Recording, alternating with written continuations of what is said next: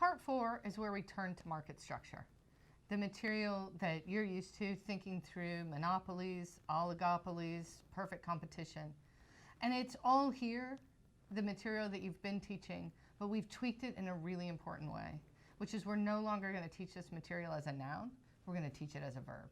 And that's because we're bringing market structure into the 21st century using the material that IO economists have been studying for decades now to understand that firms don't inherit their market structure. They're not pulling out a choice out of a sorting hat where they're told they're a monopolist, but instead they're working actively to create their market environment around them.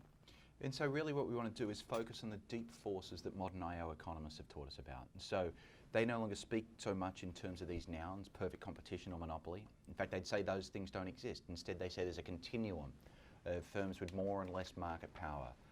So that's exactly how we teach it. There is a continuum of market power. And the real question that we asked in the first of these chapters is, if you have market power, how should you set prices? So it's no longer saying, well, what price should a monopolist charge, but asking, how should a firm set its prices? We know what firms should do when they're perfectly competitive and they have no market power. What is, as they get more market power, how should they set their prices? So the deep force there is we want to pin students' attention down on the idea, keep producing until marginal cost equals marginal revenue. When we used to teach that in a monopoly chapter, we run the risk of students inferring, now I know how a monopolist should set their prices. But the reality is, that's the right insight for any firm with market power, which is to say it's the right insight for any firm whatsoever. So let's focus on that issue. How should you set prices when you have market power? That's the first chapter. The second chapter is going to turn to thinking about entry, exit, long-run profitability. We tell our students that economic profits tend to zero. Economic profits in that perfect competition model are equal to zero. What's happening there? Well, what's the force that's driving profits to zero? The force is going to be free entry. So this is what we used to teach in our chapters on monopolistic competition. What happens when there's free entry and exit? The zero profit condition binds. That gives you a new theory of what's going on with prices. If the zero profit condition binds, then prices are going to be equal to average cost. It's important that students understand the long run role that entry and exit play in shaping competition within their markets, and that's the idea that we frame this new chapter around. And again, we want students to see this as a verb, not a noun. Firms are going to be actively pursuing entry deterrent strategies. They're trying to prevent firms from coming in and competing with them, and it's that action that they're taking to erect barriers to entry that students need to understand what's driving that. Our students are also going to be entrepreneurs with startups. They want to know how to overcome barriers to entry. So again, rather than saying you have barriers to entry or you don't, let's turn to the verb. How do you set them up? How do you overcome them?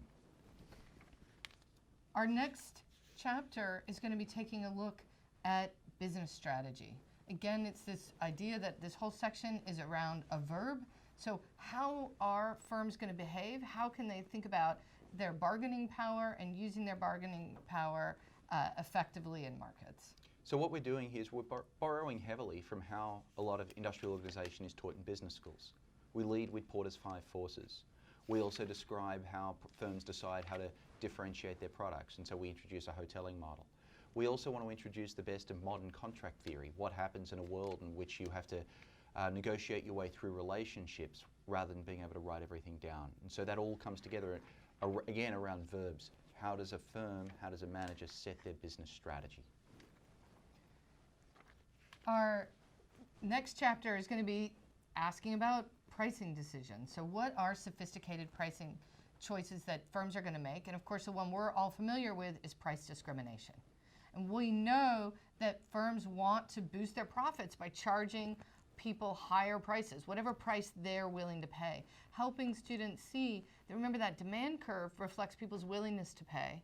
Therefore, what do firms want to do? They want to try to get people to pay their own willingness to pay. And that's where we get price discrimination models. And so what we want to do is not just teach students why or that this occurs, but teach them how firms and how managers actually set prices in the real world in order to boost their profits. And one example that students will relate to right away is how the price of college has changed over time. What we're seeing is colleges are increasingly pursuing a price discrimination model where they have raised their college tuition and then are giving steeper discounts to students along their family's ability to pay, which of course affects their willingness to pay. Yeah. The final chapter here in this sequence then turns to game theory. So back when we used to have a chapter on, when most of us used to teach from a chapter about oligopoly, it was all about strategic interactions between a small number of firms.